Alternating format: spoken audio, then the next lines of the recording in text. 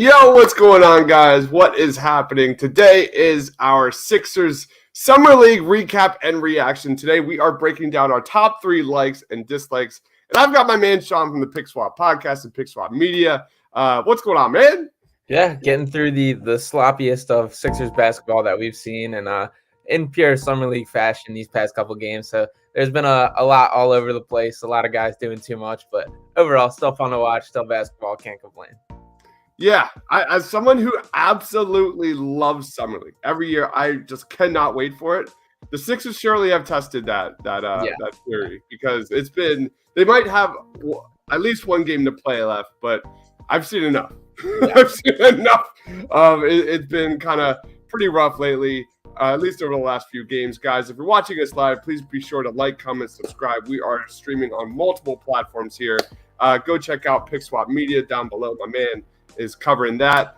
Please be sure to follow, subscribe, turn on the notification bell, all of the above. We're also streaming on Edge of Philly Sports, an amazing group that we have partnered with, and Philly Sports Alliance. Please be sure to check those guys out on Facebook. If you love Philly sports, you'll thank me later. So what we are doing today is we're going to count down our top 3 likes and dislikes for the Sixers. I'll give a like, I'll give a dislike, and Sean will do the same. Lead us off, Sean. What is your number 1 like that we have learned so far? My number 1 like, I'm just going to say B-Ball Paul just being who we hoped. Him kind of, not that he's done anything super spectacular, but he's just kind of done what I expected and what I hoped to see in terms of being the B-Ball Paul that we've kind of grown to know and love. And there's still obviously things that he needs to refine in his game. He still has issues, but I still think he was a notable notch above like the other competition and kind of maintain his grip on the backup center role. So I was happy with what I saw from B-Ball Paul so far. Yeah, that is absolutely also my number 1 like. There's no question. Paul Reed looks ready to go, especially for those backup minutes. Yeah. During his 2 games in Salt Lake City, he just looked like a grown man out there, man, using his body, using his skill. I like that he showed that ability to kind of step out, hit some knockdown jump shots. He averaged 17-11, shot 2 of 5 from 3. And most importantly, I thought his defense was lights out. Just lights out. And we'll talk about another big, more specifically down the road, that wasn't so much. But I thought his defense was just on a different level compared to everyone else on the court. He averaged 2.5 steals a game, Paul Reed. But, dude, he looked like he was contesting shots from every single person on every minute he played in the Summer League. For me, B-Ball Paul is the biggest takeaway is that he's ready to get major minutes this year. I think that is stone cold lock. Yeah, absolutely. Yeah, I've been thrilled with what I've seen. And it's kind of interesting how I think they are kind of growing a B-Ball Paul versus Charles Bassey semi-competition. But I think Paul did what he needed to do and showed like he's still progressing at the rate that they've hoped. And it's interesting for kind of these third-year players that they're expected to be able to like run the show in Summer League. And I thought B-Ball Paul kind of stepped up and did his thing in that regard. Yep, absolutely agree. Let's go on to our first dislike. You lead us off, man. I'm going to go with Julian Champagne here. And unfortunately, a guy that I was excited about shortly after the draft, St. John's product that the Sixers inked to a 2-way deal. I really just haven't seen much at all from him. And he's a guy who he's had a couple, like knocked down a couple shots, had a couple nice cuts, but it really just has underwhelmed me in what I saw. And I think he's a little repetitive next to the Charlie Browns and kind of that kind of tier of guys that we're grooming. And unfortunately, I have not seen much to convince me that he's a guy worth keeping around on that 2-way spot. I love it, man. For me, that was my number 3 dislike, so I'm just going to go right there. That's really funny. Yeah, Champagne does not deserve a 2-way contract for the Sixers. I'm sorry, Champagne. The dude shot 11% from 3 in 5 games, 2 of 18. He averaged 3.5 points a game and roughly 18 minutes per game. And coming into this Summer League, like this was a guy that was on like the top of my list that I was really excited to see. He was supposed to be a versatile shot maker. He was supposed to be pretty legit from 3, a guy that could play the 3, defend the 4. His half-court three-point shooting was 69th percentile, and it just didn't click for Julian Champagne here during the Summer League. Even off ball, this guy was supposed to be really strong, cutting to the basket.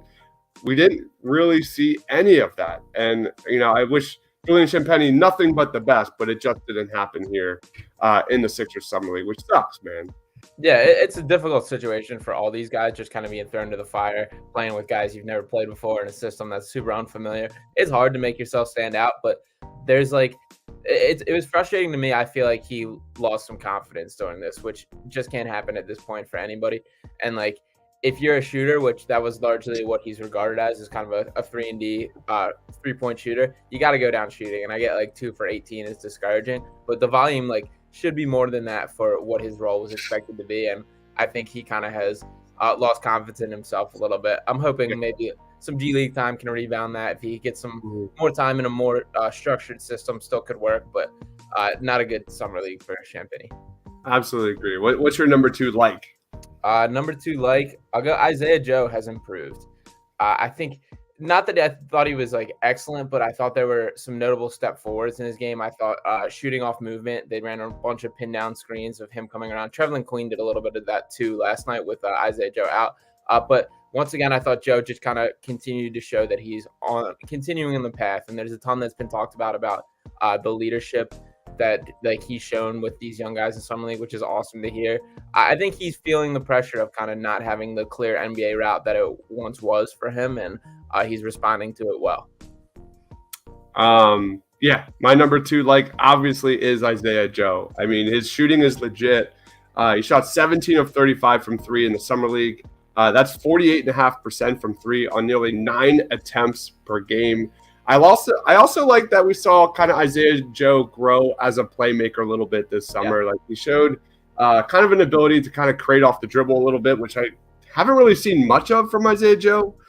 He did really well at attacking in transition, like we always see. And I like how the ball just always was swinging on the perimeter. He always kept the ball swinging, which is what things we need to see from Isaiah Joe. I thought he looked good, and I thought it was beyond clear that his shooting is NBA level. I think he just needs the minutes, and I just think he needs the opportunity. And I don't think this is any secret that this is a huge year, 3rd year for Isaiah Joe to get on that court. And for me, my number 2 is play Isaiah Joe, Doc.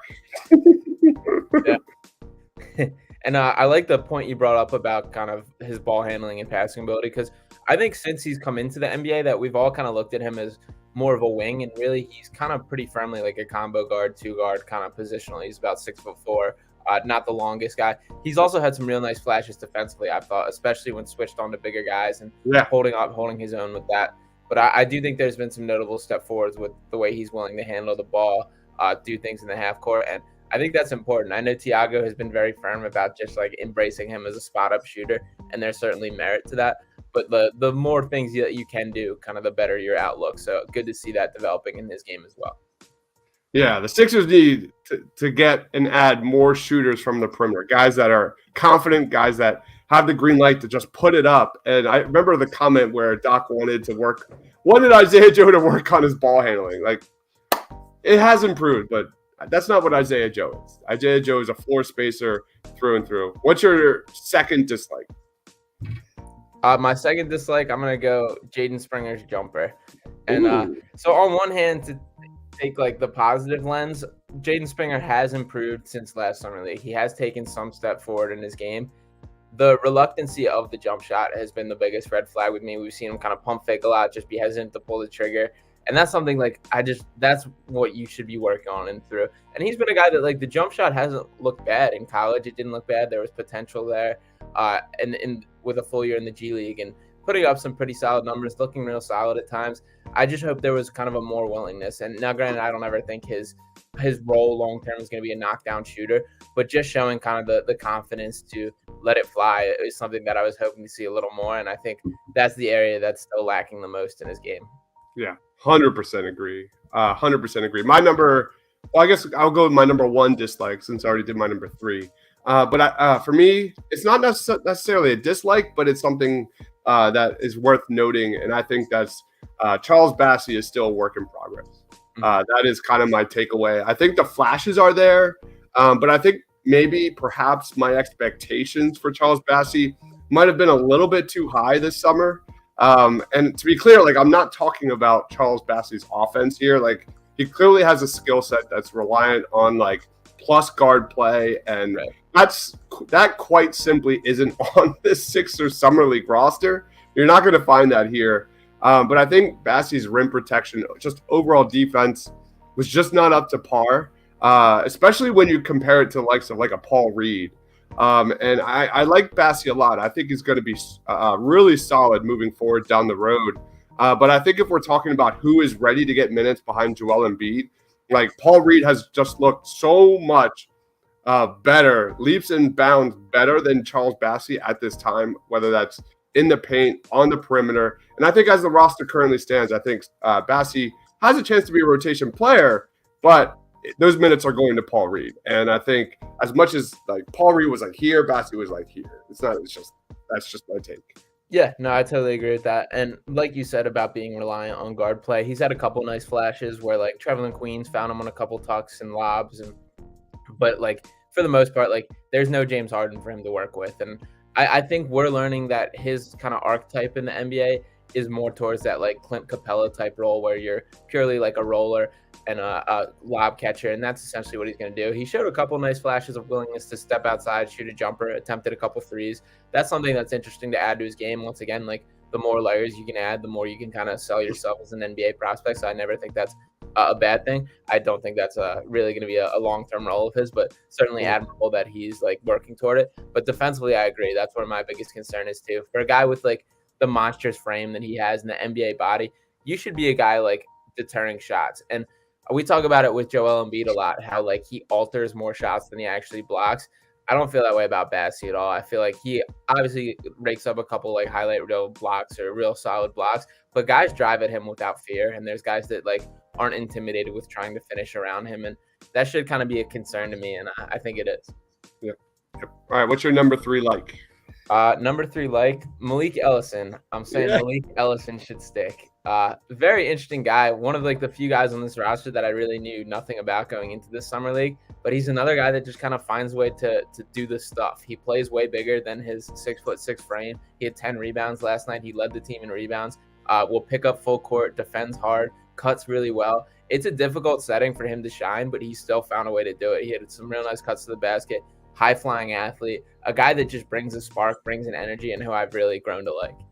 I love that selection. Malik Ellison has like, unlike Julian Champagne, like Malik Ellison has found ways like off ball, whether it's like rim protection or cutting to the basket. Like he's active. He's always active around the ball. I love that selection. He's had some pretty decent moments in the summer league too. That eye-opening moments. I love that selection. I don't have that on my list, but I'm all for it. We raved about him during several post-game shows. Just a guy just utilizing that opportunity and making an impression, unlike Julian Champagne or so. I don't mean to pile on Julian Champagne as much, but here we are. We've got Rich in the house saying, "What's up, guys? Much love to the bros. Thanks for joining, Rich." My number 3, it was kind of a tale of like 2 different games, whether it was like a half or what, but my number 3 is Jaden Springer and his on-ball defense.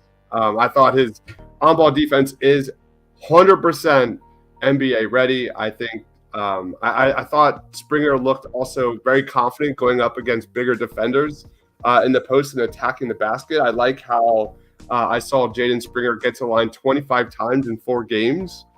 So that's kind of the confidence I like to see out of the kid. I think he's 20 years old. And going back to his defense, absolutely an NBA level defender, backcourt defender. I think he's going to have no issues in the NBA keeping up with quicker point guards. I was really impressed with his game defensively going up against Josh Giddey. He's still very young, but for me, I think, it's very real that he becomes an Avery Bradley-esque backcourt defender. And I don't know if that's going to be with the Sixers, but I do think he is got, some NBA level skill there. And that doesn't mean I expect him to make, or play any kind of meaningful minutes next season. But, I do think Jaden Springer absolutely flashed a little bit upside, and that is my number 3. Yeah, love that pick. And the Cam Thomas matchup was another one I thought he showed some really nice flashes on, which that's a guy that's an NBA level scorer, and cool to see him kind of embrace that challenge. Cam Thomas obviously still found a way to get his throughout the game, but I thought with Springer on him specifically, he looked pretty good. He didn't back down. And the defense keep us coming back for Jaden Springer. Like, he obviously has the NBA level body and NBA level defense already, which is a lot of times what these young guys are like lacking as they make NBA leaps. So it's cool to see that already. I still believe in Springer in the long term. I personally was hoping that he would be ready for at least kind of spot minutes this year, and I don't think he's there yet, but it shouldn't be forgotten like how young he is. Like, I'm pretty sure he's still 19, and most of the rookies in this year's class are older than this guy still. And the Sixers knew he was a project when they got him. It's just still taking a little bit for him to fully put the tools together, but he definitely has them. Yeah, I expect him to take a pretty decent leap this year with the Bluecoats. It's not going to be with the Sixers. Definitely not. It's just not there offensively just yet. But the defense is real, and when he does I think NBA future is definitely in the cards for Jaden Springer. Let's go to your number 3 dislike. What's your number 3 dislike? I had Bassie on mine, but for the sake of being different, I'll go with Trevelin Queen not dominating. And this one might be a little personally biased too, just because I had a very high bar of expectations for him. There's been some nice flashes. There's been like moments where he's looked good, but like I think overall I just expected a little bit more. He's another guy where I don't think the summer league kind of benefits him a ton. His game specifically is very kind of like a little bit summer league-esque, where he's like a splash different from like the more organized kind of stylistic of basketball. And I think everyone kind of playing that sort of level, he found a way to kind of just like fit in more than stand out. But I thought he's been a better passer than advertised. I've been impressed with some of the playmaking reads that he's made, some of the tight windows. I know in your highlight reel that you had pointed out there were 2 impressive like bounce passes around that he found the big man underneath. So there's definitely been some good with Trevelin Queen. There's just the turnovers and the poor shooting at times, and there's been some red flags for me too. Yeah, that kind of goes into. I fully agree. The flashes are there, but there's been some kind of eye-opening negatives when it comes to Trevelin Queen for sure as well, and not being a little too hesitant as a shooter as well. Like, just shoot it, man. Just put it up instead of like Charlie Brown Jr. or Miles Powell. Like, Trevelin Queen should be out there shooting the basketball. He's an MVP of the G League, near 40% shooter from 3. And that kind of goes into my number 3 dislike. And I just went for the team's overall play. I went the lack of ball handling and passing on the Sixers. It was just turnovers over the last few games. In 6 summer league games, the Sixers have 108 assists to 117 turnovers. They're averaging an absurd 22 plus turnovers per game in Vegas here, and that is by far the worst mark in summer league. And I think for a team that already struggled, came into summer league with bad ball handlers, a team that's incapable of throwing entry passes, would have pained the Sixers at least just a little bit to find a few decent guards who can handle the ball, move the ball. It's almost made the summer league unwatchable at times, especially when Springer and Paul Reed and Bassie aren't in there. Like, there's been moments in this summer league that are horrendous to watch. And for someone that absolutely adores the summer league, that is something.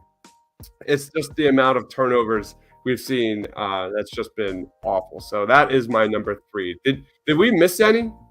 Yeah, do you have any that's not on this list, likes or dislikes?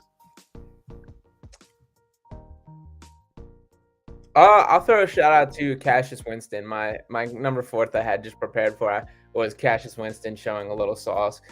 I guess kind of like it doesn't fit in with the turnover talk, but I don't think he was a guy that was particularly bad with it. I'll point that back to Trevelin Queen largely. I know he led the team with 6 last night and was a pretty key part of kind of the meltdown towards the end of that game there. But for Cassius Winston specifically, I think he's been a guy that showed like he's just like solid. Like, that's kind of what he is. He's obviously a very good college point guard at Michigan State. He has a real nice floater in his game, a good feel for the game overall, and I thought he showed some nice moments. So I'll give him a little honorable mention. I want to give a shout out to Michael Foster Jr. as well. The dude earned an Exhibit 10 contract with the Sixers. He's got bounce. They had a really nice dunk last night.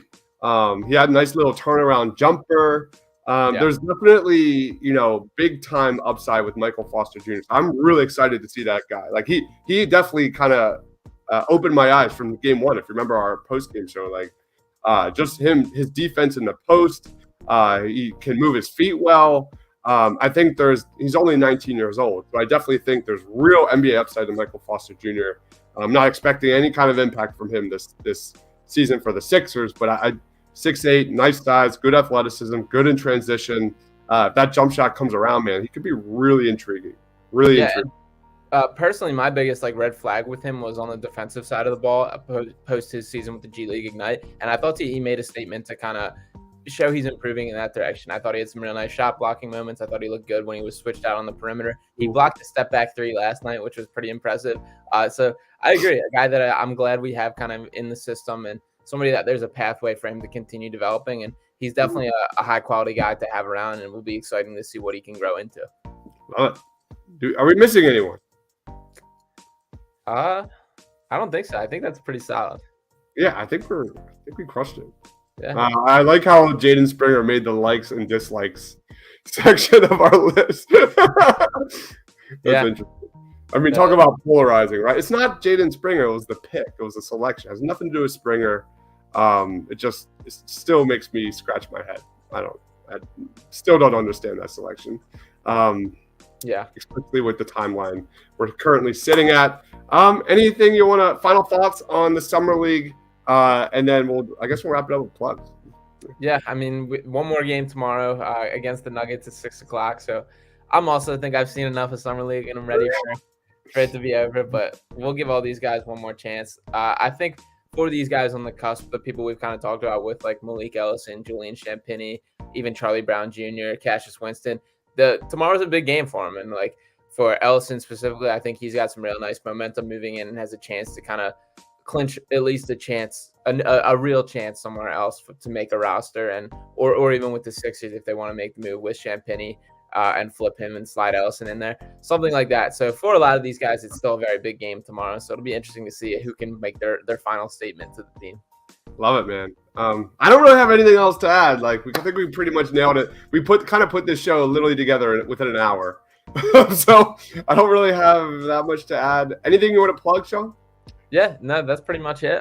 It's still fun to jump on and talk. But you can follow me on Twitter at Sean_Bernard1. Check out all my written work on Philly Sports Network and Clutch Points. I have on Philly Sports Network a recap of last night where I went in a little more depth for a couple of these things. And then check out Pick Swap Podcast and Pick Swap Media, the YouTube channel, for a bunch of Sixers content and some other Philly sports as well.